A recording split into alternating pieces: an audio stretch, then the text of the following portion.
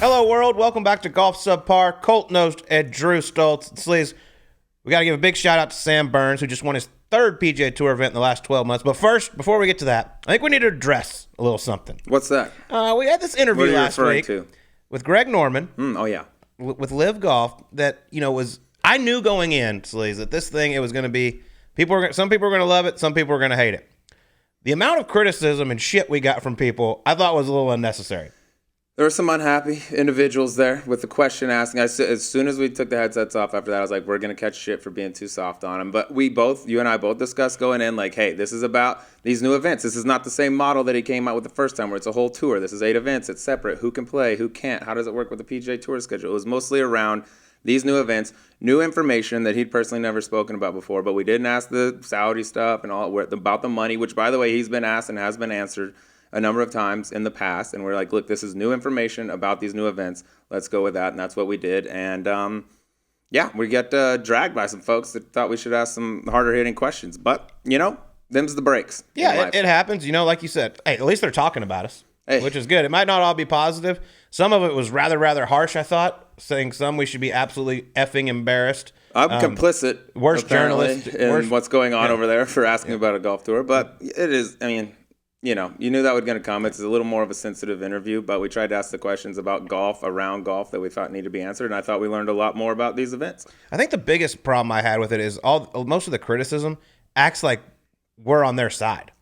Yeah, that we tried to be, and I thought we did, like, in part, like, we're not pro PGA Tour, let's gather the information I'm pro PGA Tour. And let everybody decide what you want to do. Like, it's just question, answer. It was less of a conversation than a lot of our podcasts where we're telling stories and joking. It was more like, hey, let's get the actual information. But I can't remember saying anything at any point that was like, yeah, we're pro live events, or no, we're anti PGA Tour. The only thing I said, I was like, well, when guys start getting paid $3.6 million for winning, there are gonna be some guys on the PGA Tour that are gonna want to, might raise an eyebrow. And I think one of the biggest things for me is I thought going into this was going to be a rival tour to the PGA Tour, which it was initially. Yeah, and now they've obviously changed their tone quite a bit. You don't have to play all 8 events.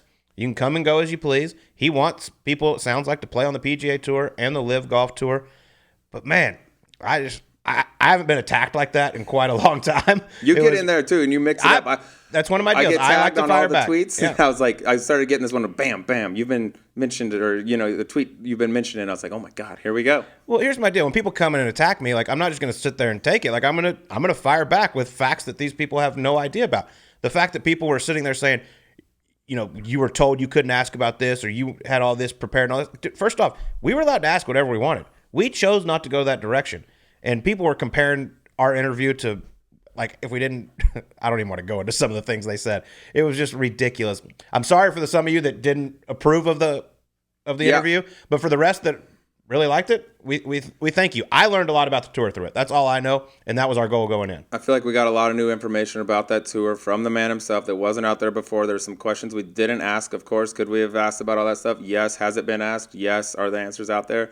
Sure. But we tried to get new information. We tried to, ask the questions that were pertinent to these new events, and I thought we did that. And of course, we're not a political podcast. Like, think of human rights, none of that. Live golf what you want. You want to hate it, that's totally fine. You want to love it, that's totally fine too. We're just trying to get information. So it's so funny. That's what it is. That all the hate I got was just from random people on Twitter, and then the amount of texts I got from people in the golf world, whether it be PGA Tour players or just other media people in the golf world, saying how great it was. Yeah, I got some from some tour guys as well, like had no idea about this and things like that. So it is what it is. You're not going to make everyone happy. We try our best to do a good job and ask the questions. But whatever. I'll be honest, I'm very excited for this next episode to come out. Now we're going to come with a fun one. Yeah, exactly. But let's talk a little bit about Sam Burns, who has just been on an absolute tear. You and I have been high on him for a very long time. We expect him to be on that Ryder Cup team over in Rome. But man, this guy, he just keeps getting better and better. He's up to number 10 in the world. Became the first guy since Paul Casey, first and only guy since Paul Casey to defend at the Valspar. What a clutch putter he had coming down the stretch. The big par putt on 16, the bogey putt on 17, and then hit a great putt on regulation, but ended up getting it done in a playoff over Davis Riley, who also, just go ahead and throw it out there, he's going to have a very bright future. Buy stock in Davis Riley right now. He's the guy, the name that if you talk to guys on the Korn Ferry Tour, when there's graduates coming out, you're like, hey, who's the guy who's going to have the big career? Who's the next stud? His name was like across the board. Justin Thomas been telling us about him for a while. This was kind of the first look for everybody to see his game up close and personal. That golf swing ain't going anywhere. I'll tell you what, I was watching him yesterday. It was really the first time I got to see him for an extended period of time. There's a comp there, I think, with Max Homa, that there's some similarities there. That golf swing, you slow it down, put it up on video and draw lines on it. Not a lot of positions out of whack. They have like the same size and frame and scruff and all that. I saw a little bit of Max in that guy, and they're kind of comparable guys, like big-time college players coming out. Maybe takes him a minute, but he's 25 years old. He just got his best finish on the PGA Tour. And to bounce back like he did after that triple on 5, where you could just go away at that point. Like, you just got kicked in the mouth. He hung around, gave himself a chance, and Burns just, with the, like you said, on 16 and 17, and the monster putt on the playoff, which I was not feeling like that was one that goes in. And speaking of Davis Riley, while we're talking about him, I told you this on our SiriusXM show earlier. A couple years ago, Josh Gregory, who's been a guest on the pod here, good friend of mine, helps out Davis Riley. He texted me one day. He's like, hey, you want to see some golf porn? I'm like, well, this is awkward. Yeah, but hold the golf. Maybe. So he sends me a video of Davis Riley's golf swing, and I'm like, oh, okay. It's a joke. Love that. I mean, Very it nice. looks like it's like Max's when we watch him. We're like, so when do you hit bad ones? Yeah. There ain't a lot going wrong. Man, it's been a hell of a run in golf. I mean, it's been some exciting tournaments the last several weeks. Tons of them. We got the match play coming up, which is always a fun week, lined up with March Madness. But there's some dudes going right now, some young guys going. And we talked about, we expect Sam Burns to be on that Ryder Cup team. There's some shuffling going on right now. DJ's out of the top 10 for the first time and feels like forever. Yeah, and how about Sam Burns? It's hard to believe. He'll be making his Masters debut this year. And as the top 10 player in the world, which doesn't happen often. We discussed earlier, and I got some info from a friend at CBS who told me, because I figured, I was like, this has got to be the highest ranked player to ever be making his Masters debut and most amount of wins with 3 PGA Tour wins. Actually, Colin Morikawa in the November Masters in 2020 was number 4 in the world and also had 3 PGA Tour wins. Debuted at number 4. Not bad. That's going to be a tough one to beat. I mean, you got to just come out and start firing and win a ton of stuff in a very short period of time. And you will also be making your Masters debut. Did I get a sponsor's invite? You did. I've been waiting on it, dude. I've been waiting. They know what's going on down in Augusta, but we will be there. And we got tickets for our clubhouse event in Augusta, Georgia, are available right now on Golf.com. We'll be at the Savannah Brewing Company with our friends from TaylorMade and Doers. We're going to be down there on Tuesday, April the 5th for a live show, little VIP meet and greet. So get your tickets now on Golf.com. Stay tuned for more details and announcements on our social in the coming days. This is going to be fun. We did this up at the Ryder Cup at Tres Shapas. We're going to be down here at Savannah Brewing Company. You got the Masters, you got beer, you got brew, you got gravy in the sleeves. We're going to be coming in. We're going to have a good time. Looking forward to that. It's going to be a lot of fun. We're hopefully having a special guest. Going to do an interview that Tuesday during the show. So make sure you go get your tickets now on Golf.com. And our guest this week, Sleaze.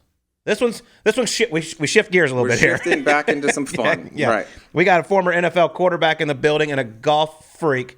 Brock Osweiler joins us. One of the many QBs that hangs up the cleats and just dives into golf, and he is loves fully. You could not go to one of the courses around here on Monday through Friday and not see him out hitting balls, playing, whatever.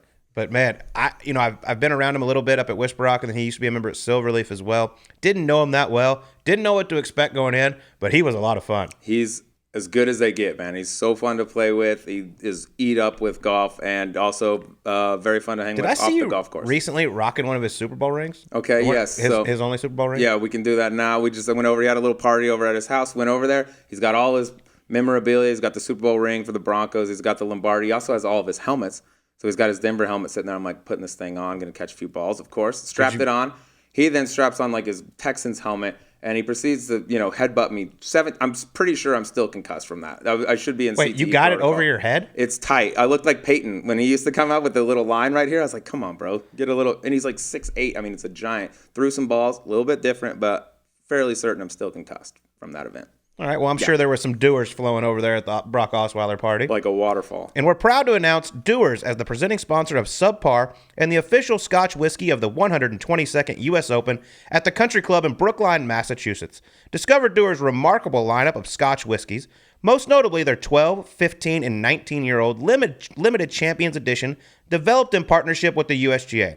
Doers is the perfect after-round indulgence, extraordinarily smooth yet complex. Enjoy Dewar's double-aged Scotch whiskeys any way you like, be it neat, on the rocks, in a whiskey highball, with a twist, or classic old-fashioned. Tell me, Sleaze, what kind of Dewar's, what'd you do with your Dewar's over there at Brock Osweiler's? Well, funny you should mention that. Had a little Dewar's old-fashioned, which that's next level. That's blast-off mode. You get into those old-fashions right there. So had to partake, you know what I mean? It was a little event. We're celebrating life out there, and I celebrated, and it did the trick. Tell you that. I'll tell you what, after this Twitter explosion that we had over this Greg Norman episode, I needed a rather stiff one. I just poured me a big Dewar's right on a big rock and just sipped on it while I fired back at all these Twitter haters. That's what you do. That's the healthy way to respond, is grab a bottle of Dewar's, drown yourself, and get those thumbs working. Well, go get your Dewar's and enjoy. All right, here we go. Here's Brock Osweiler on Golf Subpar. All right. This fellow we got with us here today has what I would call possibly the dream life. Went from starting quarterback at ASU to 7 years in the NFL, where he won a ship with the greatest team in the world, Denver Broncos. Okay. Won a Super Bowl, and now plays golf every day till his hands bleed, basically. Brock Osweiler in the house. How are you, bud? I'm doing great. Thank you for having me. Good to have you here. And you brought gifts, dude. You show up, you know the deal. I did. And you know, kind of like I told you guys when I rolled in, I know you guys do research on your podcast guests. So I did some research on you guys, and it sounds like you want the show to feel like that you're sitting around the table, you just played 18 holes, you're sitting around with your pals telling stories. So we brought some cigars and bourbon. Well, if it wasn't raining outside, that's exactly what would have happened. Yeah. Is this what it takes for you to not get it? I mean, because you're out there all the time. It's got to be, like, it's cold and rainy and shitty today. That's got to be the only thing that keeps you out. 100%. There's too many good days of weather here in Scottsdale to force really anything below probably that 62, 63, and, you know, balmy. Now, if the sun's out, it's a different story, but today's no golf. Well, you got the rock hat on. Actually, before I came here, I had to swing by there and grab something. It's 42 and raining here in Scottsdale, and there were people out playing. I was like, what are y'all doing? It is so nice here, like 300 days a year. What are we doing? Yeah. That's why we have Dyson cards, right? Exactly. That grill is nice when you get these rare days. People just show up like they're not even wearing golf clothes. Like, no, I just came up here. Your boy Pout was there going out. Pout was texting. He had a group of guests. He had 6 people in town. I was like, boy, what a tough break that is. What a disappointment for those guys not to share the course with him. Let's talk a little about your golf game. When did you start? Because I know you were obviously a stud athlete growing up. So my golf game started, let's think, my first NFL offseason would have been in 2013. I'll never forget it. Go to Exos, do I think it was either a 6, 7 a.m. workout that they had for the NFL guys at the time. Went and did the group workout, and it was roughly, mid-morning. Completed the workout, did my PT, did all that stuff. And it was the first time that I had an entire day to do nothing. I had no class. I had no kids. I had no wife. So I'm just kind of sitting here. I'm like, well, what the hell do I do? Yeah. And my best friend's a great golfer. We grew up together in Montana. He lives down here now, plays a lot of golf. So he hit me up and he goes, hey, you want to hit the course with me?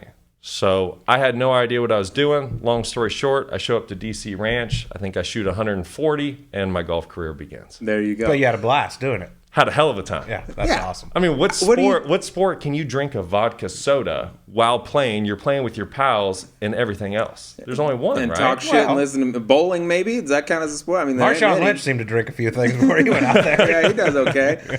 When you show up for the first time, the boys like, hey, let's go. Go to the course. Never played before. You can't just show up and, hey, you got a rental set. I mean, you're not even going to come. Like, even if you had a perfect golf swing, you get a rental set, you're not going to be able to hit it. It was an easy process. We went down to the PGA store, which I believe is on Shea? 101 Shea right in there. Shea. Cruised in the PGA store real quick, and they had a big, giant, PGA Tour, whatever you call those bags, the big ones. Bag. Thank you. Still learning my lingo. Yeah, you'll get it. And they had a big Sun Devil bag, so I buy the bag, and I buy some golf clubs, buy some balls, buy some tees, and we roll to DC Ranch. That's it. Just right off the rack. That was it. Don't you need some extra length on your clubs? I mean, you're 6'7". Well, that's probably why I shot 140. That's I'm going to blame it on the clubs. I've never found good. What kind of handicap are we rocking right now? I'm a high 6. Okay. It's a little hot and cold at times, just like yesterday. Yesterday was very hot and cold. We considered taking up a new hobby on the front 9, and then we rallied on the back 9 to go home with some dignity. You're a golfer. But you're hooked. Love it. It's the greatest sport on the planet. What is your, assuming good weather like it normally is, what's your weekly routine? How many days?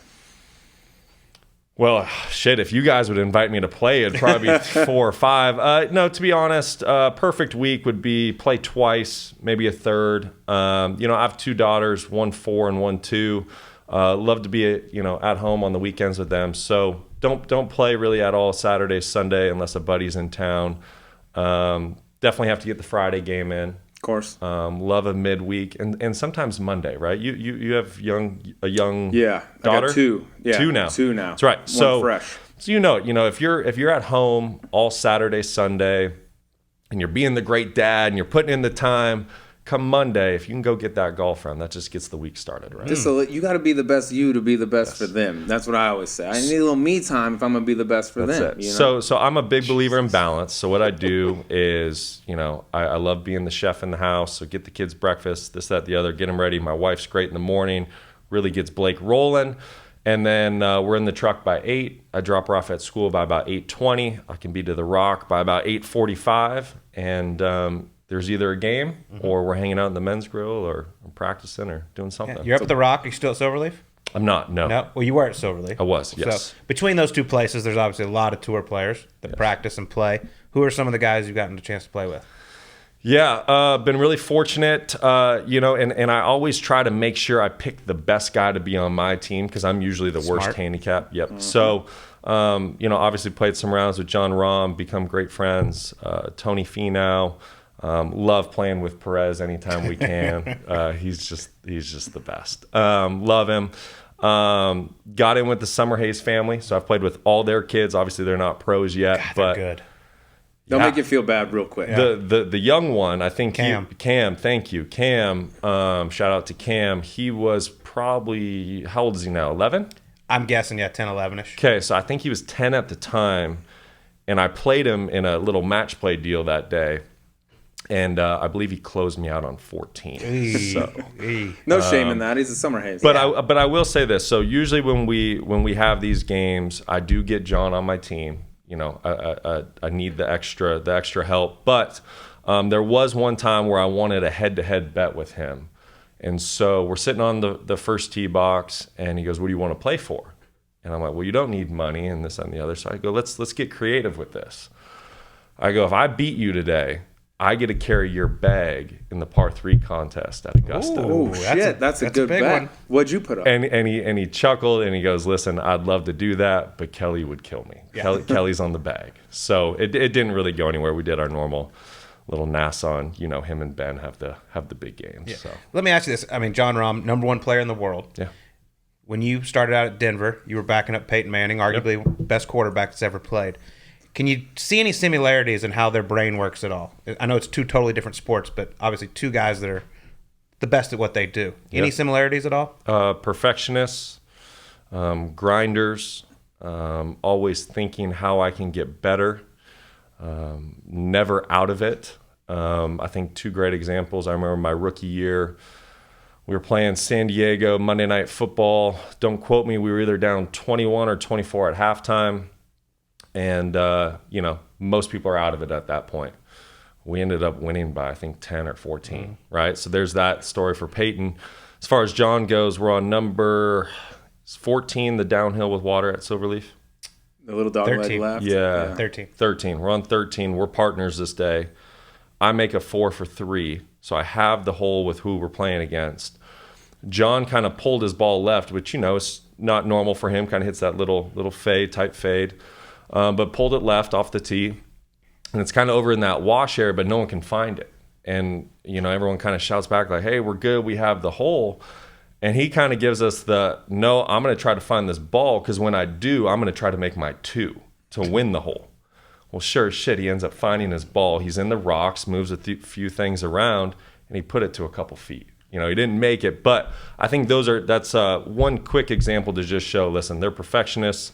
They're always going to fight. They're always going to grind, and they're always thinking on how they can be better. Isn't it annoying how easy Jon Rahm makes the game look? It's wild. God, I don't understand why it's so hard. I just shorten my backswing. I'm like, yeah, dude, there's just too much shit going on. Yeah, shorten it and hit it 330. Yeah, exactly.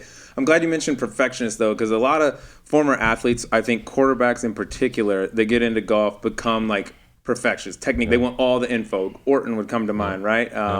Romo he wants every piece of information possible. Are you like that now? Like when you get lessons, are you want to see everything, know everything? Or are you more like feel? I tried to be, and actually recently, roughly, I don't know, 4 or 6 weeks ago, I got to a point now where most every round is kind of that 77 to 82, 83. Okay, but I'm also a perfectionist, and I want to get better, and I want to learn, and haven't taken a ton of formal lessons. So I go to the Rock, take a bunch of lessons, line it up with Coach Hank. Yes. Yep. Twice a day for, I think we did 3 or 4 weeks. 2 a day. You going 2 a days with Hank? Twice a week. I was like, damn, you working Hank hard. You done enough 2 a days. And, you know, he was teaching me golf, but long story short, switching my grip, getting things to neutral, switching stance, switching this, and I can understand why, right? It's probably how the golf swing is supposed to work.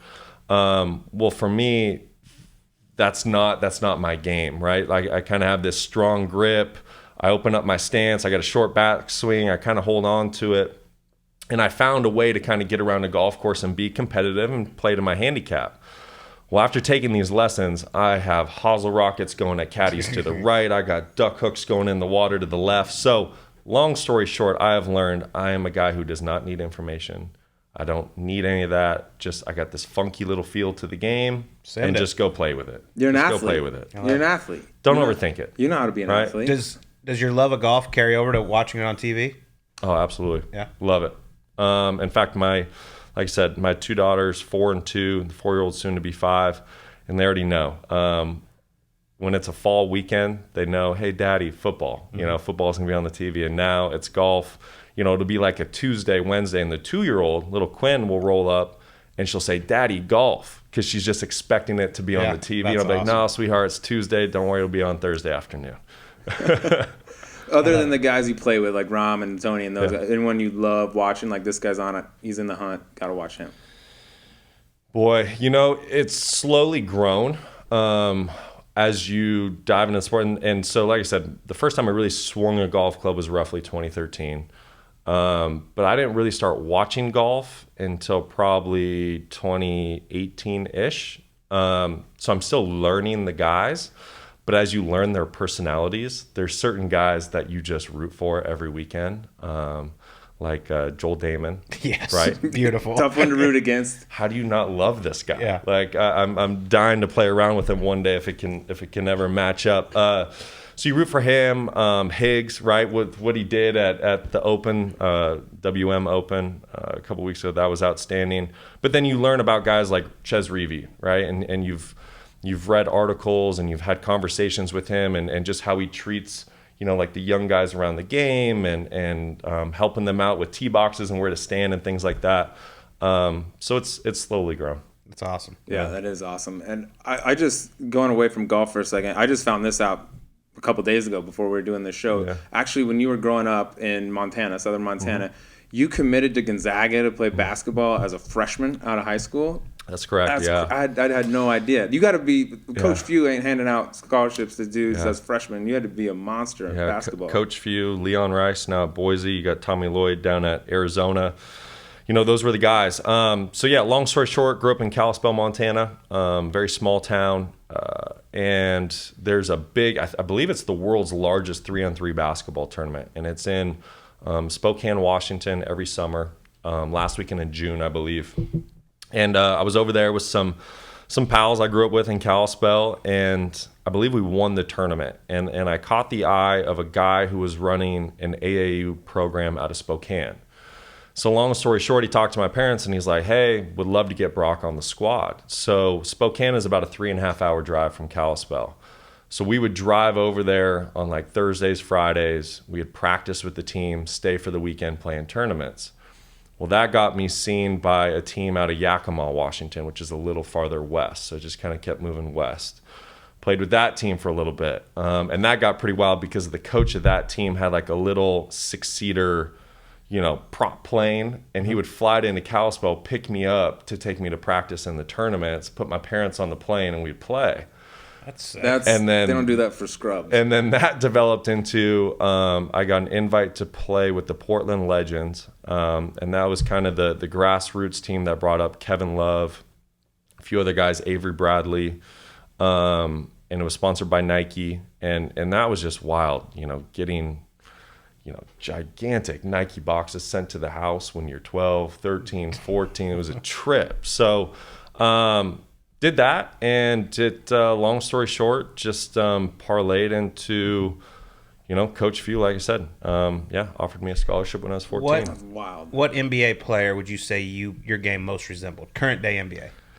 Well, I got to be honest. I don't watch the NBA at all. Okay, back when you played, slasher, shooter. No. I'll be honest. I was the try-hard white guy. I'll just be honest. Every team needs one. You don't get try-hard white guy scholarships from Gonzaga at 14. So here's where I'm at. I was always a extremely hard worker. I learned that from my parents, and so I was kind of that like fundamental technician, right? And I was going to play hard. I was going to scrap. I was going to run the court.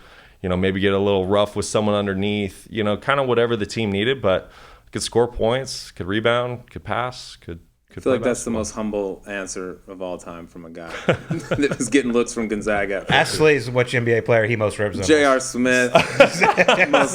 Just jack until you get hot and then dunk on someone's head. But but more a layup than a dunk or anything like so. So that's on the table, and then you get into football. Clearly, when did you say I'm done with basketball? It's going to be all football. So I became the starting quarterback for my high school as a sophomore. Going into my sophomore year, I was the starter for the varsity, and at the end of that year, my head coach got a phone call from the offensive coordinator at Florida State, and that was the first time that it really popped into my head that I had a chance to play football. And I'll be honest, football was always my first love. It's the sport that I grew up watching. My dad loved football, so it was always on the weekends. My brother loved football. But when you're from Little Kalispell, Montana, it's hard to get recognized, right? And so AAU basketball was kind of providing that for me, where I didn't know where football was ever going to go. And then when that phone call came in, it was kind of like, whoa, like your love, your passion, like this might be able to develop. And it's a rather big school that called you. Right. Yeah, no doubt. It's not a bad one. And so that's kind of how it played out. And that was the first time where I was like, hey, football might be a play, but I'm committed to Gonzaga. I'm going to go with this for now. Gonzaga was kind of the deal back then. Those were the Adam Morrison years, right? Mm-hmm. So they were really blowing up. They just got their new arena. It was 3.5 hours from my hometown, and you got to remember, Montana doesn't have any pro sports. So when you have a Gonzaga 3.5 hours away, I mean, that's the big show, right? And so there was a sense of comfort there. It was exciting, but in the end, football slowly started to pick up. I kind of did my own deal, right? There was no camps to go to. My parents couldn't afford to fly me out to Elite 11 camps and things like that, or hire quarterback coaches. So it was all just kind of a raw talent deal. I didn't really know what I was doing. I would just see what guys did on TV and try to replicate it. And long story short, I just mailed out a bunch of highlight tapes my sophomore, junior year to a bunch of schools, heard back from a few of them, and ultimately chose football at the last minute. When did you let Gonzaga know, I'm not coming? Yeah, boy, this would have been spring of my junior year of high school. Okay, so spring junior year. Finally decided I was going to go play at Arizona State. I was going to play for Dennis Erickson. And I remember I called Coach Few, and I was maybe 10 seconds into the conversation, and he goes, "Brock, I already know why you're calling." I was like, "You do?" And he goes, "I sat next to Dennis Erickson on a flight a couple That had to be ago." awkward. What are the odds? We got this kid coming in. No, we do too. And he goes, "You know what? I just had a feeling you were going to make a switch." He goes, "I totally support you. I wish you the best. Thanks for letting me know." And that's what it was. That's awesome. That's crazy. Yeah. Those two just happened to link. I got a stud coming in. No, me too, bro. Yeah, how about that? What's his name? Brock. Oh, shit. Oh, shit. He was going to play basketball for me.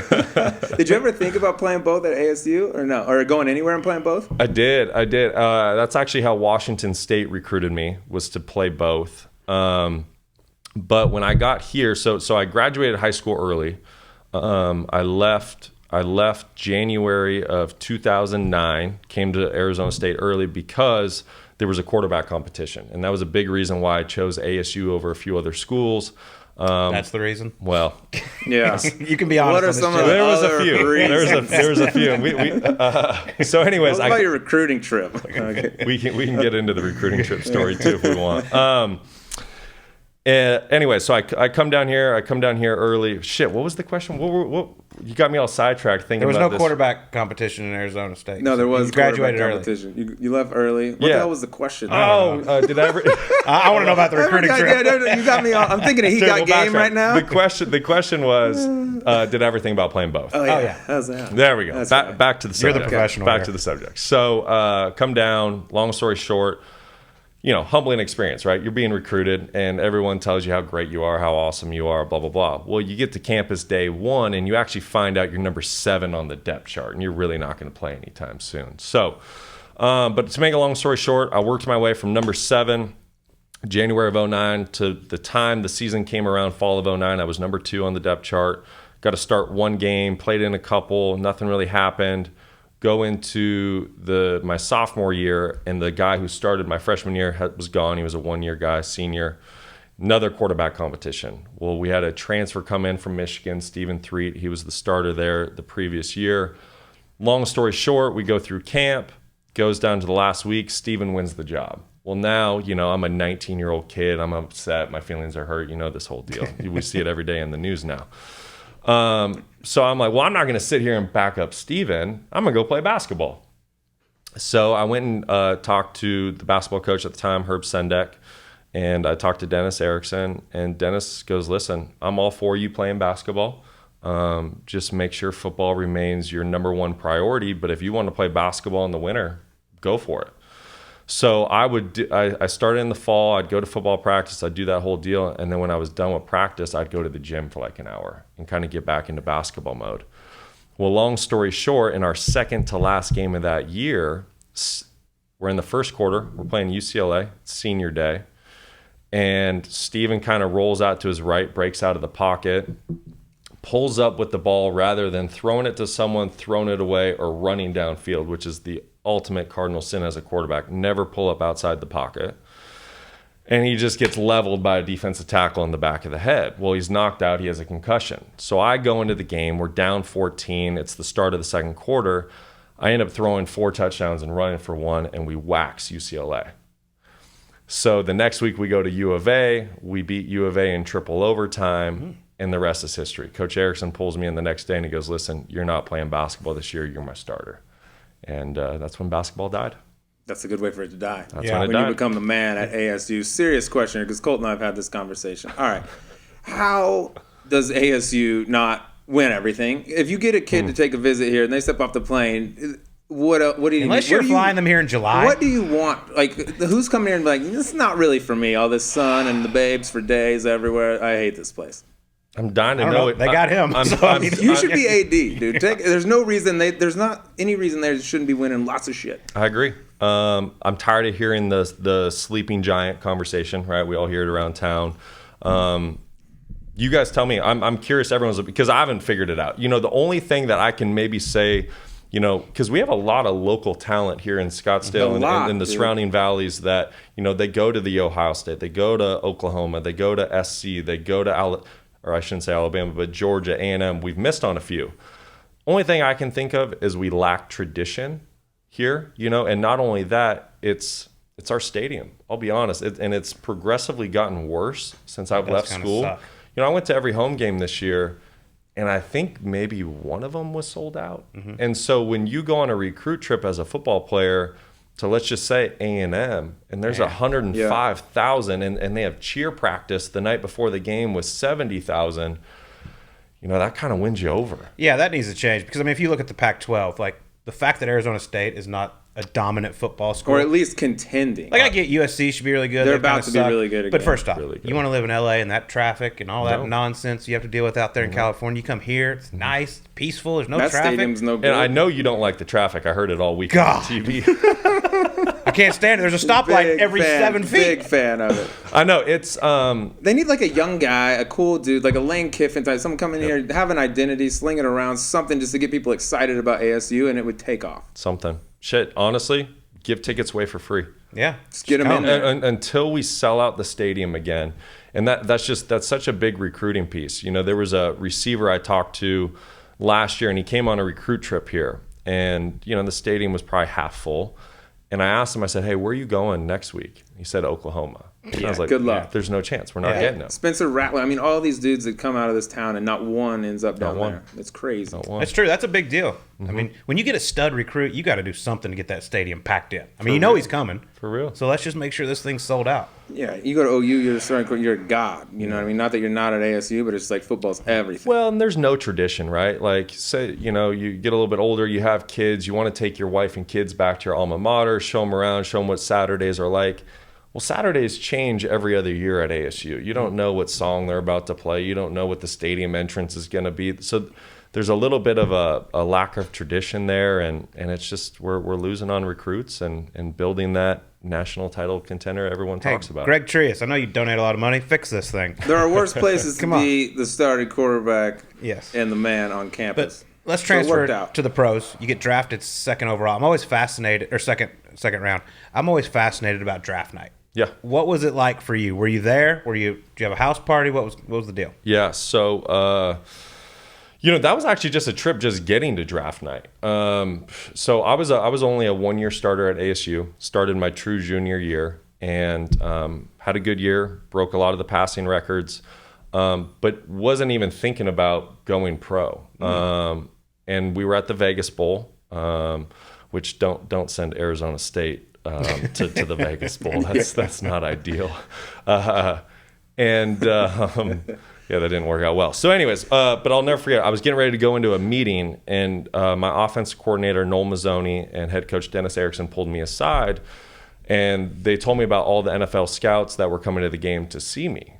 And just to be honest, I was kind of blown away. I was surprised. I didn't even know that was a conversation, especially after being a 1-year starter. And that was the first time I kind of thought we'd be going down that road. Long story short, the whole staff got fired. I waited to see who was coming in to be the next head coach. When I found it was Todd Graham, did some research, anyways, decided to leave school. So fast forward, we get to draft night. And it was a really unique situation because, like I said, I hadn't had great technique and fundamental quarterback guru coaching, if you will. So I was still this very raw product. And my agent was basically like, listen, you could be a first rounder and you could probably fall to the 4th, 5th, maybe even. So we didn't really know what was going to happen. So when he called me the week prior and he goes, hey, the NFL's invited you to go back to New York and be a part of that deal. Do you want to go? Yeah. And he goes, if you don't go, ESPN wants to send cameras to wherever you're at. And so that's when I was kind of like, damn, maybe I will be a first round pick, And as a kid, that's your dream, right? You want to go to New York and walk onto that stage and do that whole deal. But because I didn't know if I was going to be a first round pick, I didn't want to be the guy that's sitting there waiting. The Brady Quinn or whatever. Geno they keep Smith, showing it to him, like, when's he going to get scooped? Aaron Rodgers even had to wait a long time. There you go. So I was like, I don't want to be that guy. So true to my form, and still this guy today, open door policy, love to have fun, invite one, invite all. Rented a badass house over in McCormick Ranch. Had a sweet guest house. It had this cool tiki bar that the owner went down to Mexico. His favorite tiki bar, he sent an architect there. And he said, hey, I need this in my backyard. Figure out how to do that. So long story short, rented the house for the weekend and just threw a big party. All my college friends, high school friends, family, you name it. And that's where I was on draft night. What was the call like? Oh, it was wild. I was sitting back in the very back of the property, sitting in a circle, still never forget, with a bunch of college pals, and just kind of holding on to your phone, right? Because you don't know what's going to happen, you don't know what's going to happen. And next thing I know, a 303 number popped up. And I remember I was pretty, anxiety is rolling. All right, we're getting in the second round. Where am I going to go? Cameras are hanging out. Yeah, so the anxiety's high, nerves are high. Next thing you know, 303 popped up. And I was like, holy shit, it's Denver. And I'll never forget, I picked up. Elway was on the other side of the phone and asked if I wanted to be a Bronco. And hey, Brock. That's kind of how she went. That's awesome. I still wish, Brock. especially for the first round.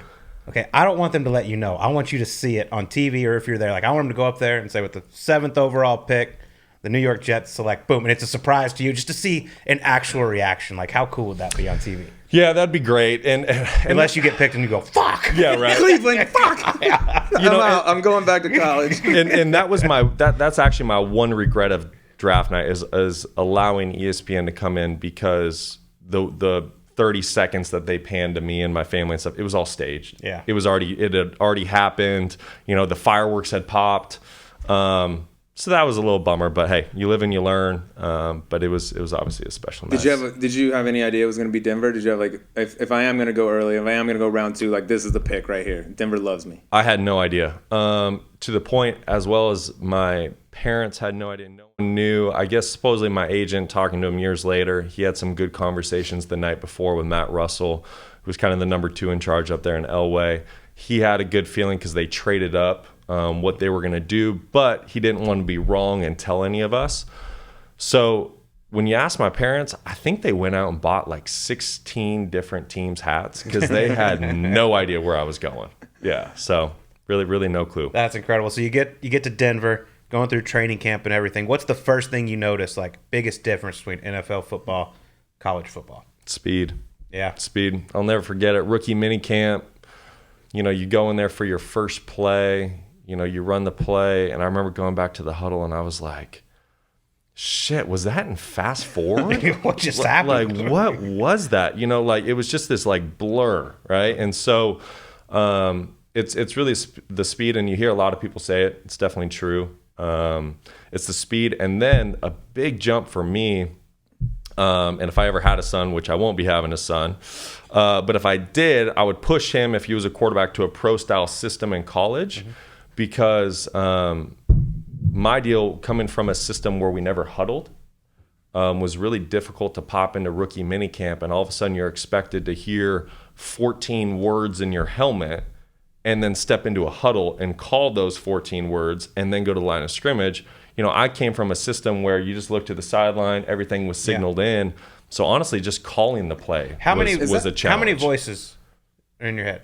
Just one. One voice, but a shitload of whoever's words, calling the right? plays. Yep. It's like learning a new language, more or less, right? Isn't it? It's Chinese. I've heard the play. I'm Chinese. give me a play example, and they'll rattle it off. I'm like, what is Chinese? If you go somewhere else, it's got to be totally different. It's Chinese. Question: does the communication stop as soon as you break the huddle, or can you hear them during the play? It stops when the play clock gets to 15 seconds. It's cut off. That's that's a rule. Yeah. Okay. So it makes this loud beep. Mm-hmm. So a lot of times, you're at the line, he's trying to talk to you. Hey, they're rolling to this, and then all of a sudden you get this loud beep in your ear, and I never knew that. Yeah, it's a trip. That's why teams complain our shit's not working. We can't hear the play. Sometimes that happens, and they got to shut off the other teams. But on the flip side, also, if a play comes in where you're fuck this play, you can always I couldn't hear. Yeah, you just point to the helmet. You just annexation of Puerto Rico. You're like, hey coach, I don't know, it's not working. It's not. And then you get to the sideline, and of course the equipment guy's getting reamed by the head coach and coordinator. Hey, get this guy a helmet that works. And then you just kind of look at the equipment guy and you give him that wink, and he's like, "Oh, okay, I got it. We fixed it. I'm gonna tinker with your helmet for a second, but everything's fine. We fixed it." When you get scooped by Denver and you're excited, you're ecstatic, you're going to a league, you're going to a great organization, and you're also going into a place where they got Peyton Manning. He's just coming in, and here he is, arguably the best quarterback in the league, one of the best of all time. As a rookie, I gotta think part of you is like, "This is sick. I'm gonna learn behind one of the best to ever do it," but also damn, this dude is going to be the dude until he decides he doesn't want to be the dude anymore. Yes. It's kind of bittersweet, I guess. Yeah, that's exactly how it goes. I remember draft night. I got a text message from a number I didn't recognize. And at the end of it, said Peyton Manning. And you're like, whoa, cool. Okay, this is where we're going, So I'll never forget it though. So draft night, get drafted. It's the ultimate high. So, you party like you would expect any ASU grad to do it. And I had to be on a 6 a.m. flight to Denver the next day for my press conference. And getting to that plane was tough. We got to the plane. We obviously crashed before we even started moving. And I'll never forget it. I didn't wake up until we landed. And I opened up the window. And you guys have flown into Denver. It kind of looks like you're flying into the middle of nowhere. And I pulled up the window shade, and I look out, and I see nothing but prairie. And I'm like, oh, shit, I got on the wrong plane. I'm in Kansas. Yeah, where's the mountains, right? So long story short, we're right plane. We get to the facility, we get picked up, and I remember I walked into the facility, And, little shaky, but we're suit and tie. We're ready to rock. Like, we're a first ballot Hall of Famer. We can do this. We can, pull a night together. And I walk around a corner and here comes Peyton, and I don't know what he was doing in there that day, if he was doing some PT or what he was doing, but here he comes. And the last time I had seen Peyton in person was at I believe it was 2005 Pro Bowl in Hawaii. I was a little fan in the stands. I bought his jersey, the whole deal. So that was the last time I'd seen him. And obviously he didn't know who I was or anything like that, or that I was even there. Come around the corner, there he is, and I'll never forget it. And he just kind of stuck out his hand and he goes, "Hi, my name's Peyton Manning." And no shit. I'm like, yeah. What was it? What did you say? Yeah. No shit. I'm Brock. Nice to meet you. And I guess the reality of it didn't set in right away because you're on such a high that, hey, you're probably not going to play for a minute, right? Yeah. But yeah, as soon as you got into, rookie mini camp and then OTAs and training camp, it was tough. I mean, because, until I earned my stripes with Peyton, I was kind of put in the corner. In fact, there was a lot of times I wasn't even allowed to sit in certain quarterback meetings. They would hand me a playbook and say, "Go sit in the hallway."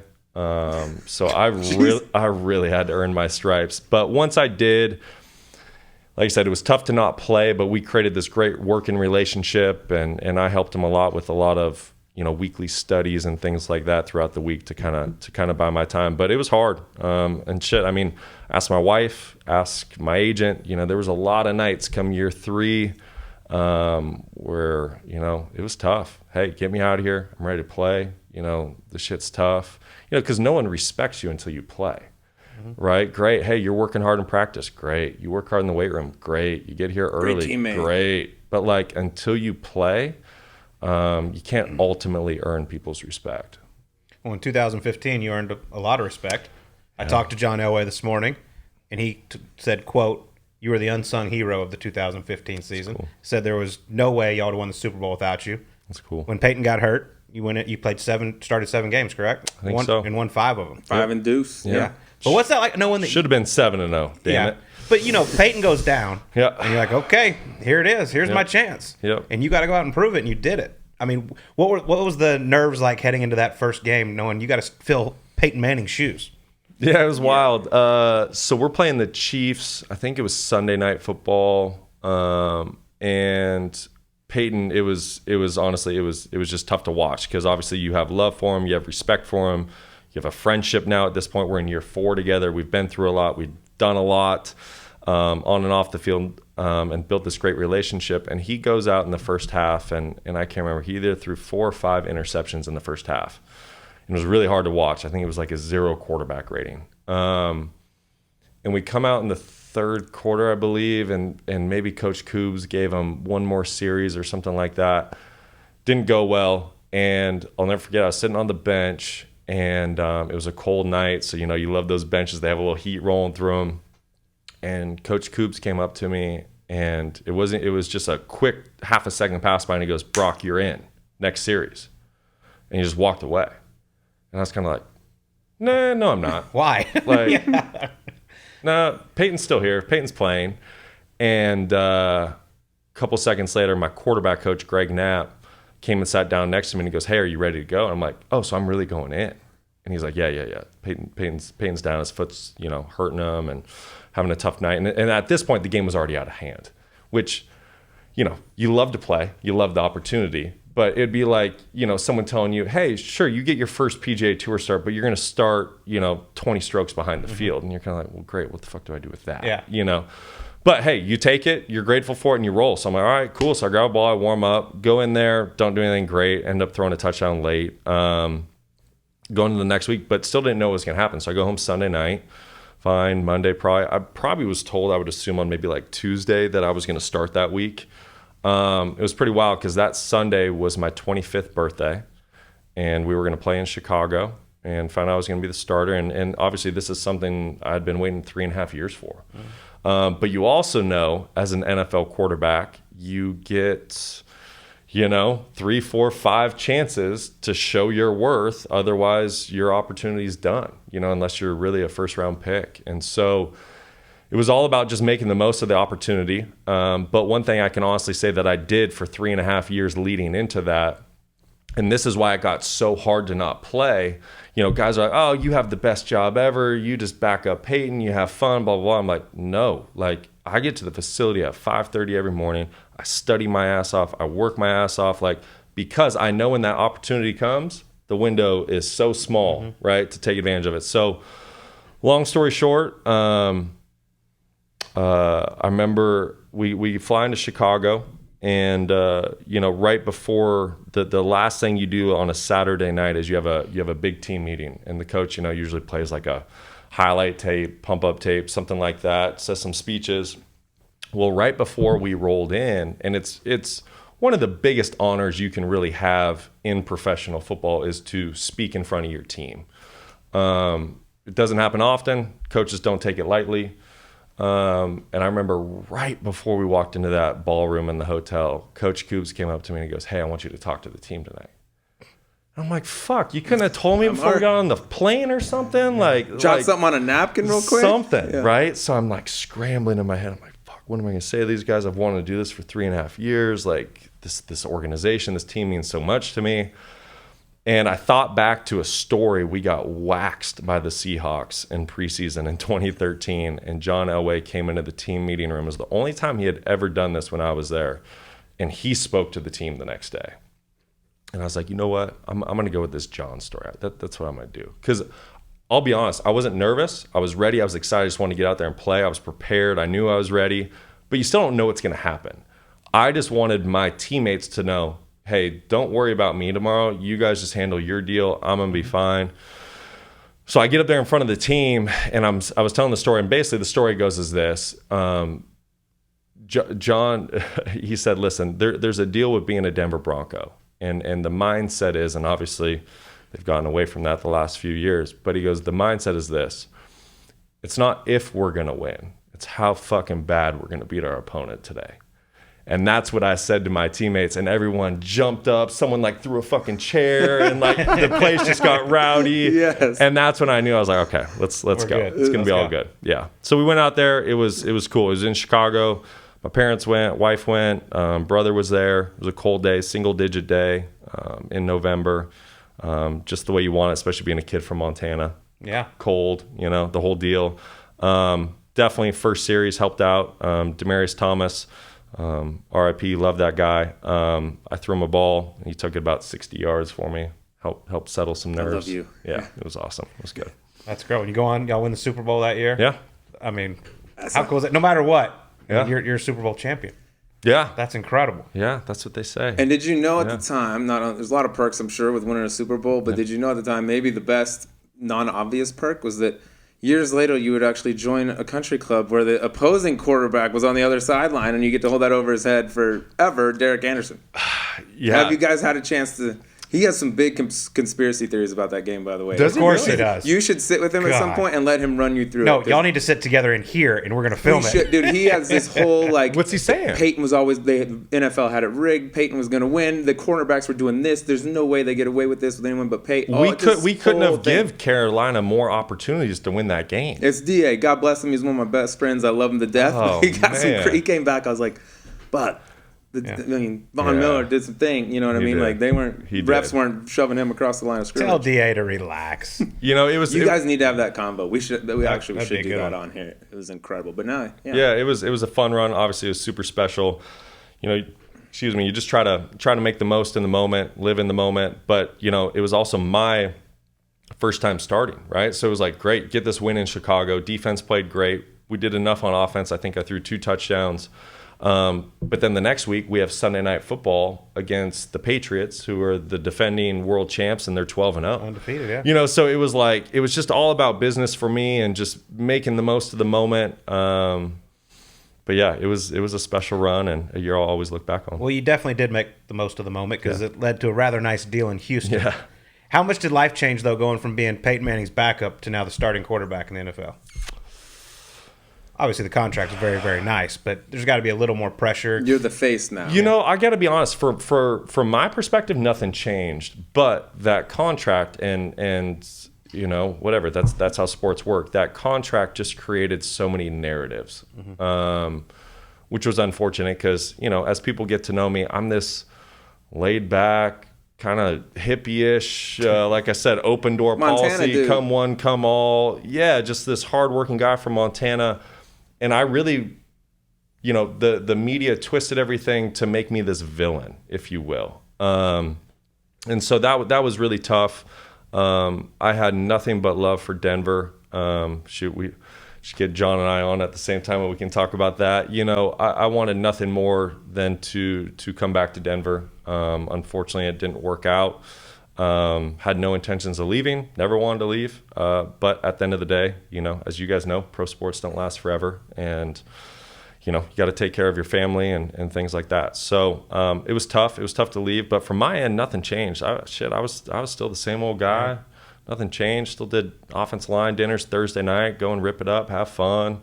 Yeah, it was all good. Quarterback pay for offensive Absolutely. line dinner? Absolutely. Awesome. Did you ever buy your O-line a gift? Does every quarterback do that? Or just some of them? You know, I think everyone's different. I did, yeah. So every Thursday, we would pick a different steakhouse in Houston and would take the guys there. And I wouldn't just invite offensive linemen. I'd invite the entire offense. So whoever wanted to come.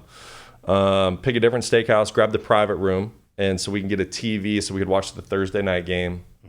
Order it up, have fun, bring dessert home for the wife, whatever you need. So we'd do that on Thursdays. That was a blast, good camaraderie. And then for Christmas that year, I think I flew in a guy, I think his name's like Mike the Boot Guy or something. But anyways, got everyone custom cowboy boots. Flew in someone else, got them custom suits, got them some wallets. I'm a firm believer. You know, TV doesn't do it justice. With these offensive linemen, defensive linemen, what they do on Sundays in those trenches, it's wild, man. And they deserve everything. So I'm all about taking care of those. That's big awesome. fellas. I love that. That's a good QB. That's my quarterback. Yeah, that's my quarterback right there. Should we get to the E9? Yeah, last one. Do you got any ambitions to get back in the game of football in any capacity? Golly, coaching, yeah, I do, coach, and I've explored them all, but it's tough for me because I'm a big, like I said earlier, I'm a big believer in balance, and I really want to be there for my girls, you know, and I want to be there for my wife, and I want to have fun with my family. And if you coach, unfortunately, you're just, I mean, those guys sleep in their office a lot of nights. They don't go home. They don't have off seasons. So I've explored it. It was very difficult. I've turned down some great offers to coach, but I just don't see how you do that. And you also have a life with your family, and you also have a little bit of fun, hence golf, things like that. I don't know how that works. I've explored it, turned it down. I've explored some front office work. Same deal though. You know, when you start out, especially as like a scout, you know, you're on the road 5 days a week. I don't know how that works with a young family. We've explored all that. What about TV? You got a great voice. Thank you. Yeah. Thank you. I have to be honest, I don't love to talk. So I'm slightly hesitant on that, but I will say this. My first year not playing, Fox brought me in. They flew me out to LA. They wanted me to do an audition in the studio. Day before, of course, set up around at Bel Air. And I thought it was a good omen because the locker I got was Jim Nantz. Oh, shit. Nice so I was like, hey, this might mean something. Yeah. So even though I had nothing to put in the locker, that was the day locker they gave Jim me. Stuff. Yeah. So I go and I do the audition, and I will say this: you watch a game and you're like, yeah, I know football. This is going to be easy. It's not. To talk about like I have so much respect for the great announcers and color guys, and they do an outstanding job. So anyways, I do my audition. Long story short, Fox gets back to me. They want me to broadcast basically like Big 10, Big 12, Pac-12 football games. We were getting ready to have our second child that November. And with the due date and everything, there was a chance that I'd be broadcasting some, mid-level Big 12 game and miss the birth of Quinn. And I was just like, you know what? I'm not going to risk that. I don't have to do it. I don't need to do it right now. I'm going to pass. So I passed on that. I've explored a lot of different things since then, and now we are headed back out to LA either next month or in April to do another audition. And I think now it's time to do something in the fall. I think you'd be good at it. So you're saying your name's not in the ring for ASU football coach. We could solve this problem that we talked about earlier. Listen, real quick, if real ASU quick. wants to hire me out the gates as the OC, I'm there. But I'm not going to start as a graduate assistant and making the playbooks at midnight and doing that whole deal. No, I think you've earned the right. Just start right there. Thank you. Okay. Thank you. Perfect. All right, we'll go to E9. Let's get to the E9. All right, we asked this to everyone. You can trade lives with anyone, dead or alive, for a day. Mm-hmm. Who are you going to be? Just one day. Yeah, fun question. A lot of different ways to go with this. Honestly, I love my life. I feel like I've had a ton of awesome experiences. The one thing that I think would just be second to none, I want to be one of the golfers in the final group Sunday at the Masters. It's a good one. I think pulling that club You'd shit back yourself, but it'd be cool. for sure, absolutely. But I think that would be special. That's a true golfer. Mm-hmm. That's a true guy That'd be cool. there. I thought you were going to say Peyton Manning. I can shove myself out of the quarterback room. No. I have too many. Too many Peyton stories that no. I don't want that. Well, one. I'll give you a Peyton one right here. Do you think you'll ever forgive Peyton for the clip that goes around the NFL Network where you're grabbing your helmet to go in the game, you go get it, you're coming back in, and Peyton straps his on, runs out in front of you, and you're sitting there holding your shit like, are you joking me? You know what? It wasn't even surprising. That was my everyday for 3 years. Come on, bro. So that was an easy one to just be like, oh, yep, got it again. Oh, it's cool. you? Yep. You want another series? Yeah, you go ahead. And you know, he just wanted another touchdown. I think we were already up by 45 at that point. Just keep stacking them up. Can you give me a little bit of love and get me some spin out there? Exactly, dude. The help you provide. I mean, can the kid get one? So, of course, the meme looks worse. To me, it was just like, yep, this is a normal day, whatever. Yeah. He shits on me, we're good. Yeah. Perfect. Oh, you again? Okay. Yeah. I'll just go back here. You handle it. You need some Gatorade? Yeah, get your 700th touchdown. Yeah, gotcha. I'm stealing this one from the Manning cast because there was never an answer given. Okay?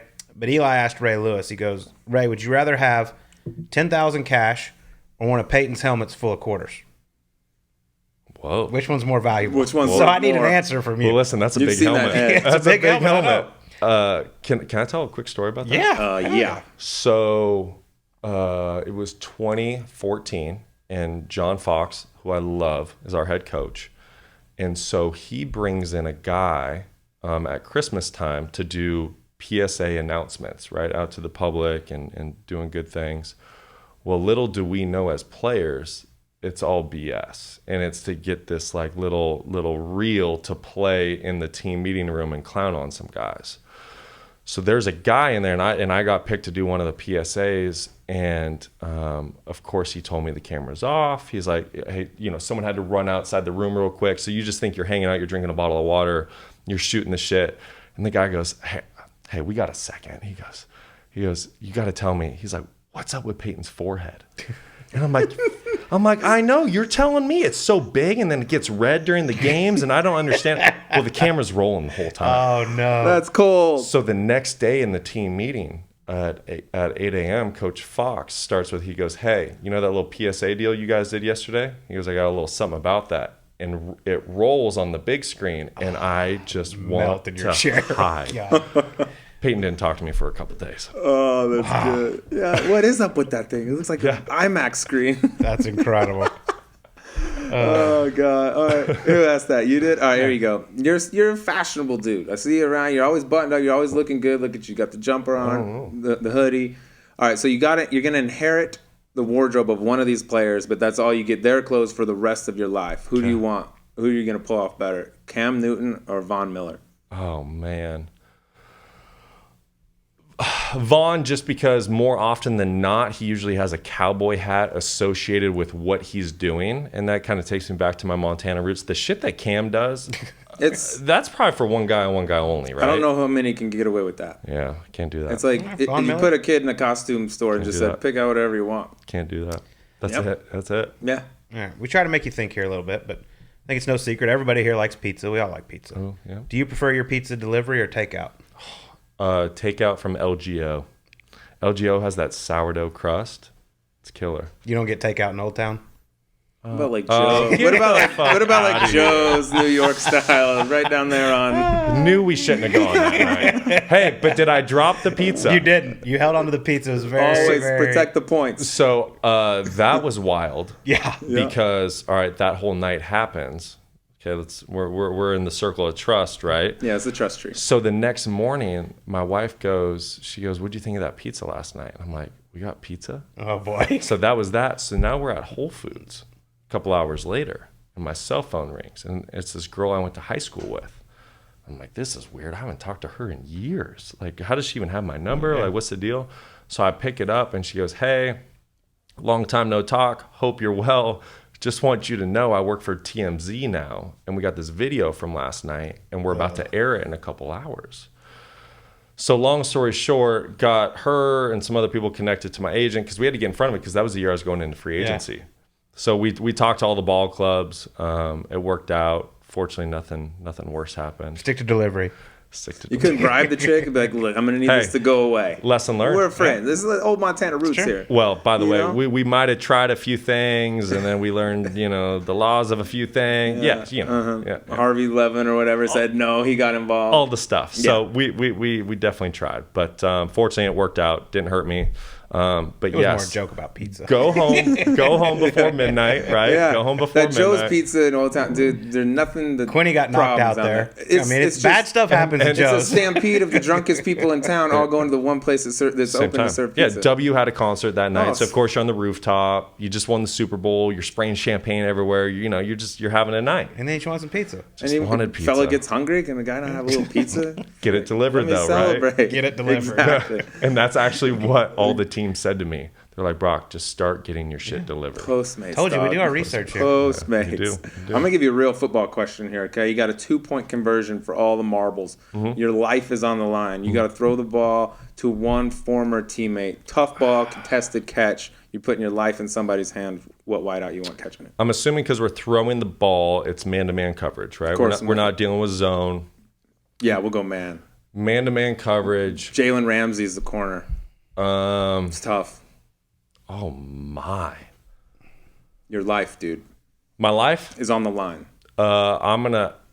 Oh, God, there's so many great receivers I played with and so many guys I have so much love and respect for. I'm taking Wes Welker in the slot. And I'm going to give him a two-way go where he can break out or he can break in. Whoever's guarding him is about to get their ankles broken. Love that. In my opinion, the best. I knew you wouldn't say the Stokely. Best slot guy I've ever seen, Wes Welker. I knew it wouldn't be Stokely. Yeah, I knew it wouldn't be Stokely. Question. Yeah. All right. Well, there's this really good movie called We're the Millers. I don't know if you've seen it at all, but Let's take the RV. Let's go. Did the tattoo scene hit home for you at all? Oh, come on. Damn, he's relentless right now, Brock. Damn. Yes. Get him. Get his ass. Yeah, boy, we goofed on that one. Is it still that way?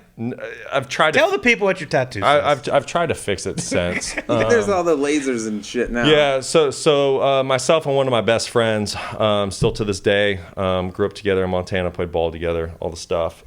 We go and we get these Live Life to its fullest tattoos. Graduation week of high school, and we go to the tattoo shop in Montana, and we go in there, and we have the spelling correct. Okay, we have so. Just some bros being bros. We're gonna get tatted together. That's what bros do. You understand me? Go. Okay, so we have it correct, and the woman who's about to, do the tattoos, the tattoo artist, looks at us and she goes, "This isn't correct. There should be an apostrophe here." And, being two dipshit 18-year-olds, we say, "Yeah, you're probably right. Yeah, for sure. I trust you, tattoo lady. You seem like you're an English major." Why did we not text our parents? Why did we not text other friends? Why did we not say, "Hey, no"? Google. We just trusted her. And we rolled with it. And we fucked up, and we put Live Life to it is fullest with the apostrophe in there on accident. Since then, we've done some art around it to kind of blend that apostrophe. Hopefully you don't see it, but obviously the S is moved a little bit too far from the T. No regrets. No regrets. No regrets. No regrets. That's it. No regrets. No regrets. Hey, dude, it's a couple dudes broing out, being dudes. That was it. And sometimes But you know what? It led to a great story. It's a great story. Led to a great story. I told him this morning, I was like, I think it's better that way. No, and I told him, he's like, wow, that's great. And you know what? Life's a story, right? It is. So just add to it. Look at us, man. We're just chopping it up years later. Still, you know, if it was spelled right, we wouldn't be talking about it. Yeah. And you know what? No one would have known about it if I wouldn't have done that dumbass thing that all quarterbacks do after you get a win. And, you know, you put your hands up going through the tunnel. Yeah. And that's when CBS You could have gone with the long sleeve, like the Joe Montana sleeves, which nobody does So why anymore. do you think my whole professional career I wore long sleeves? Oh, that's it. Because we needed that chatter. You could probably get some like a Sharpie, a flesh-colored sharp, something that just. You know, the technology's probably there now to remove it, but it's almost just that would take away way. from a day at the Rock, right? Yeah, true. That would take some and I don't time. want to spend a day at the tattoo shop when I could be playing golf. Good point. Yeah, you're always thinking. Told you the guy's got story. life. The guy's got life figured out. All right, last one for me. Going back to your teammate who I knew you wouldn't trust with your life, Brandon Stokely. What do you think is higher, his jersey number or his Wonderlic? Oh my gosh. Do you remember his jersey number? Why do you? Yeah, 14. Yeah, that's right. Yeah, gosh, don't make me answer that question. I do love Stokely so much. Don't say that. Just get his ass. Jersey for sure, no question. Yeah. But you know what? He knows that too. Of course. That's why he's But great. you know what? When it comes to football, he's tough as nails. He's the ultimate teammate. He was a little bit tough on me as a rookie, though. That's because Peyton probably told him he'll do whatever he says. So he didn't have a rookie receiver, right? There was no rookie that year. So he just kind of adopted me. So basically my entire Nike money allotment went to him and his children and their feet and their shoes and their bags. And but he did come in handy. I do have to tell a story. It's our first road trip. We're week 2. We play Atlanta Monday Night Football. And it was my job per Stokely. Hey, you need to go get the receivers and Peyton food before we hit the plane. I'm like, Stoke, don't we have food on the plane? He's like, yeah, we have food on the plane. We have great food on the plane, but I want Chipotle. So go get some Chipotle in between walkthrough and the time the bus leaves. So I go around and I have a little piece of, paper and a pen and I get all the receivers' orders and I'm cruising around and I save Peyton for last. And I go to Peyton. I go, hey, P, what do you want from Chipotle? And he goes, give me a burger. And I was like, I go, no, P, what do you want from Chipotle? He goes, yeah, just give me like a burger and some fries. I'm like, so I just kind of turn around and Stokely's locker is about 6 down and I cruise over to Stoke because I know they're best friends. And I'm like, hey, Stoke, I'm really confused. And I was always walking on eggshells around Peyton for that first year and a half. And I'm like, hey, Stoke, Peyton wants a burger from Chipotle. What do I say to him? And he goes, he wants a burger? And I go, what's the deal? And he goes, well, think about it. It's Peyton. Do you think he's ever been to Chipotle? He's like, that guy hasn't been to a grocery store since 97. So long story short, he goes, listen, just go back to Peyton. He won't get mad at you. Just explain to him what Chipotle is, and he'll pick something. So long story short, I go back to Peyton's locker. I explain it to him, and he was just, you could just tell he had other shit on his mind, like trying to beat Atlanta on Monday Night Football and things like that. And he goes, just give me whatever you get. So, yeah. That's good. I called Stoke last night. I was like, "Go give me something on Brock." Oh man, I love Brock. He ordered my kids all the Nike stuff, man, for 2 years, man. He got so much Nike stuff he ordered. He took my whole account. Yeah, he's like, I love the guy. Only Hazen I gave him, he had to order me anything I asked for. He's I was like, and he gave me blue feet, but that's a different story. I got Smurf feet for a month. Oh, on the little prank deal? Yeah. God, he's a greasy one. He's the best. All right, last one. Does the statement erratic yet gentle best describe your golf game or your bedroom game? Oh, golf for sure. You want to tell him where it came from? Golf for sure. A man you played with maybe yesterday, he goes, I said, describe Brock's golf game. He goes, erratic yet gentle. I'm like, perfect. Immediately got a I was confused with my golf game yesterday. But gentle. He told me you got it up and down from right of the water on 18 of the upper. Oh, you heard about that? I did. I heard all about it. I was like, I've never even been there. I don't think from the people rocks. don't even look for that. And I was very strategic about it, right? I hit a good tee shot, and there was a little wind yesterday, right? And so I grab a iron, and I'm gonna aim kind of left of the green. I'm gonna play a little cut. I'm gonna take the water out of play. Well, I just fucking block it, right? But there was no water. Took the water splash. out of play. Took the water out of play. So Ben goes, hey, I didn't see a splash. I think you can still play it. So we get up there and we cruise over there, and there was a ball in the rocks. It was kind of in a bush, but I still had a decent lie. I can get a club on it, open up a 60, popped it over that tree on the right side of the green, spun it to 3 feet, and made the putt. Heard it was for all the dough, too. 4 for 3, $100. Let's go. Let's go. Erratic yet gentle. Hey, but don't ask me to hit a mid-iron from a perfect lie in the fairway. That shit's hard. I need bush on the rocks out of a bush. That shit's hard. I like the tricky stuff. I like to open it up, kind of cut across the good old 60. You're like Phil. Just need your imagination. Oh, don't put me in Phil category. Yeah, we want to talk about Phil? All right, let's go in now. I'm kidding. Dude, Brock Osweiler, that was a blast, man. Thank you so much. Thanks, you guys, for having me. It was a lot of fun. Really cool. All right, well, that was Brock Osweiler joining us here on Golf Subpar. Man, what a fun dude. By the way, very well spoken. I was like, have you ever thought about getting into TV? He's as good as they come. Sounds like he might be headed that way in the near future, but he is just fun to be around. He's just always happy, loves golf, plays bad, doesn't care, plays good, has a good time, no matter what. A fun dude to be around. No regrets. No regrets. The tattoo thing was great. I dove deep into a few of those there. The tattoo is incredible. Live life to it is fullest. To it is fullest. What's wrong with that? I saw when you asked the question, I was kind of just peeking on the side of my eye. Like, have you seen, what's the movie? We're the Millers. He goes, great movie. I love it. I was like, you don't know. You don't know. What's coming. So good. But how about, one of my favorite parts of that as well is he's a rookie, and he's going there, and he's going to go get Chipotle for all the guys. And he asks Peyton what he wants. And he's like, hamburger. And he's like, here's the deal, bro. Just go figure out where you get a hamburger and get it. I'm Peyton Manning. I guarantee wherever you're going, there's a cheeseburger nearby. Yeah. Figure it out, Rook. I love it, man. That man loves him some golf. Gotten in on some action with world number 1, Jon Rahm. You got a good teacher in John. But it's got to be hard. I mean, what is he, 6'5", 6'6"? Oh, he's like 6'7". Yeah, he's huge, enormous. I was out there catching balls from him in the yard. I was like, good God. Can he still sling it? It spins. It spins a little bit. It looks a little bit different than ours. That's like I've thrown the ball with DA a few times, Derek Anderson, and the same thing. I'm like, God damn, you guys can throw it hard. And he's just like flicking it. I'm like, what if he actually tried to send one? Broken hands, 100%. Obviously, I caught everything.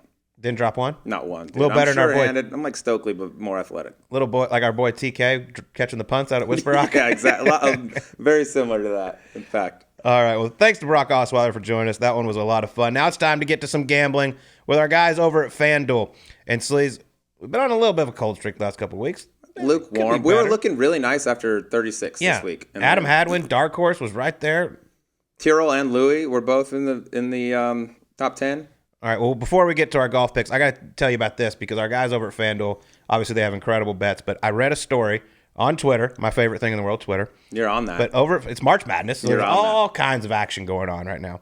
Well, there was a customer who decided to go through during the round of 32. There's 16 games you can possibly bet on, okay? Correct. This man did a 15-team parlay. 15. Decided to leave out the Baylor, North Carolina game. Not sure why. He just decided he didn't like that one. Okay. He took 15 games, all on the money line, parlay, $25, hit every single one of them, and he won... Well, he or she, I'm not sure, it's just a customer, won $103,000 in change. That's enough for me to fire the entire next round parlay. I did a parlay just recently. Can we just address it right now? My guts being ripped out of my body on TCU, Arizona, with all my nitwit Arizona friends, dude. Well, hold on, before you get to that. The one game. Before you get to that. Okay, go. This is your chance right here. Producer Mark is sitting on the other side. I was going to get to that. Seton Hall, TCU played the first round. It's nice to have a bye in the first round. You got the boys from Seton Hall come in like, okay, here's a little warm-up. We're getting the double birds right now from the producer. I was like, this will be a nice warm-up. We're obviously going to win. We're obviously going to get Arizona. Did I expect it to be 27 points and just an absolute boat race? Varsity versus JV? No. But you know what? I told Mark, we did y'all a favor. Think of the offseason they're going to have now with that motivation. We don't have it. You know what I mean? We just got our hearts ripped out against Arizona. They just got kicked in the face. And sometimes you just run into a team that's athletically superior, basketball fundamentally superior, and you just get worked. And now you go back, and they're going to have a great summer because they're going to be pissed off. We actually did them a favor. So now what you're saying is because your Frogs just lost to Arizona, which is a tough one. All your friends are there. You're saying you'd rather the Frogs gotten kicked in the face like Seton Hall did than to lose the way they did. I would never rather get kicked in the face. Think how embarrassing that is when you're hyping your team the whole season and they get just blown out and run out of the arena. But I'm just saying, we're helping them because this motivation that they have, losses like that, Colt on national television, that's embarrassing. In front of your family, they all show up and you just get worked over like that. It was tough to watch. I mean, they're just kids at the end of the day. These poor kids are trying their hearts out. They just don't have it. You know, it's like they're like a bunch of Rudigers out there just running up against bigger dogs. And then we took the big show to Arizona and they ripped our hearts out at the last minute where the ref swallowed his whistle. We got fouled. Should have won the game with some free throws. But we got gypped, and of course they're going to take care of the top seeds. It is what it is. Everyone knows TCU won that game.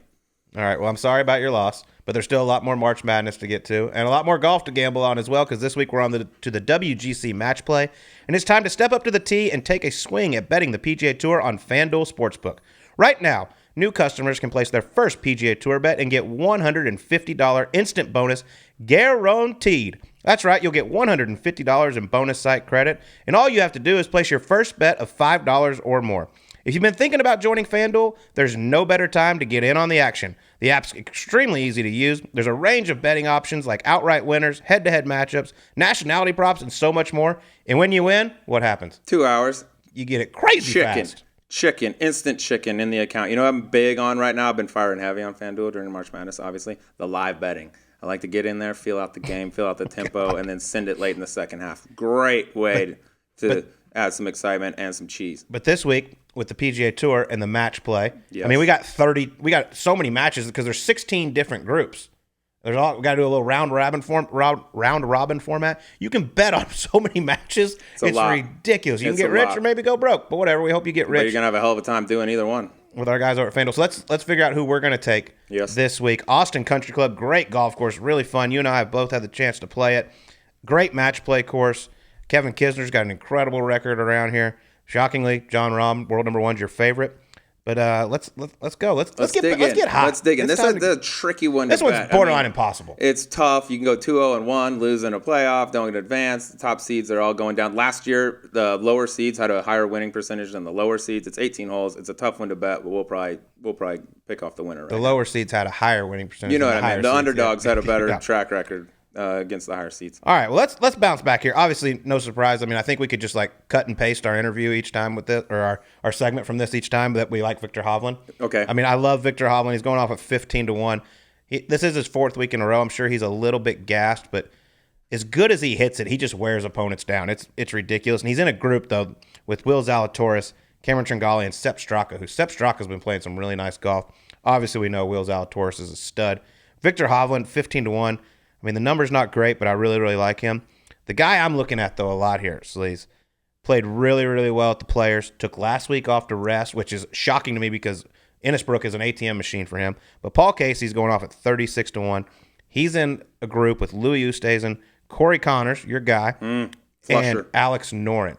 But I really like Paul Casey to do big things around Austin. What's his odds? 36-1. Okay. It's a very nice value. Now we're talking. Yep. That's a nice little clip there. Viktor Hovland, like we talk about how much he plays, but I mean, how stress-free are his rounds? When you hit 17 greens and everything goes right where you're looking, it's not that exhausting out there. So, yeah, Vicky will just probably be picking him for the rest of the year.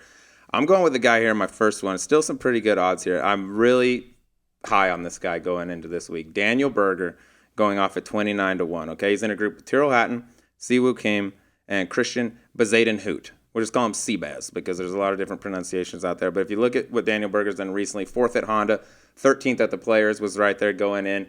He's playing really, really good golf. I love the way he putts the ball. It's part of the reason why Kiz, I think, has had such a good track record. These guys that get up and down, make the 9-footers, 10-footers for par. I love Daniel Berger going into this week. And I think there's no easy groups in this thing. It's the top 64 in the world. But I think there are tougher draws than this in some of these groups that opposed to what Daniel Berger has.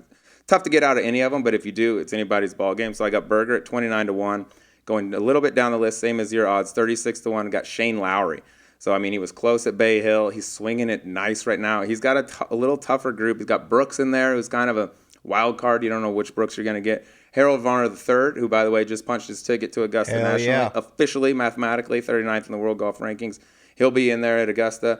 And Eric Van Rooyen are in that group. So I'm taking Lowry. I just feel like he's swinging it nice right now. He also putts it and just can grind you down around there. So D. Berger, Shane Lowry, my two. All right, I'm going to go a little further down the list because when I say dark horses, I actually pick some. Okay. You just pick basically 2 of the top 15. I just pick middle of the road guys. Whatever. But I'm going to go with a guy who really loves Pete Dye golf courses, has had success over at Hilton Head, at Harbor Town. Great ball striker, great iron player. These greens around Austin Country Club are not the biggest, and I really, really think he can just wear you down. He doesn't hit it that far, but like a lot like Victor, a less powerful Viktor Hovland in my mind. He just doesn't make many mistakes. Abe Answer going off at 55-1. Really like that number. He's in a group with Webb Simpson, who has not been playing very, very well.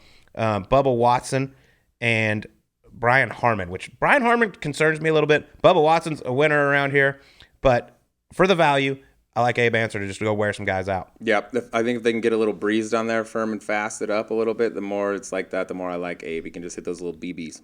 All right, so go low this summer and bet on the PGA Tour. Join FanDuel today with promo code SUBPAR. Then you can place your $5 bet to score $150 in bonus site credit, guaranteed.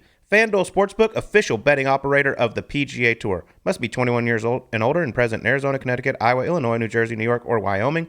First online real money wager only. $10 first deposit is required. Bonus issued as non-withdrawable site credit that expires 14 days after receipt. Restrictions apply. See full terms at sportsbook.fanduel.com. Gambling problem? Call 1-800-NEXT-STEP or text NEXT STEP to 53342 in Arizona, 1-888-789-7777, or visit ccpg.org/chat in Connecticut, 1-800-GAMBLER, or visit fanduel.com/RG in New Jersey, Iowa, or Illinois, 1-877-8-HOPE-NY, or text HOPE-NY to 467-369 in New York, or 1-800-522-4700 in Wyoming. I wake up in the middle of the night and I hear that disclaimer. You hear that? Yeah. You almost got that thing memorized verbatim. You don't need any of those numbers, by the way. Like I said, just keep doing you. Everything will be fine. Well, make sure you go get the FanDuel Sportsbook. Use code SUBPAR so they know that we sent you. And thanks to everybody for listening. We'll talk to you on next week's Golf Subpar.